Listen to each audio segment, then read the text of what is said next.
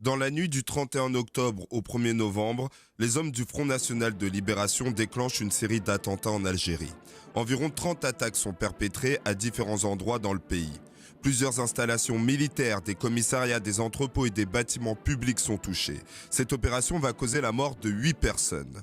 Quelques heures plus tard, des dirigeants du FLN au Caire appellent le peuple d'Algérie à les rejoindre dans une lutte nationale pour la restauration d'un État algérien démocratique et sociale.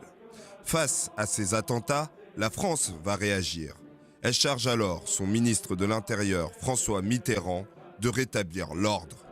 Et nous châtierons de manière implacable, sans autre souci que celui de la justice, et dans la circonstance, la justice exige la rigueur, les responsables.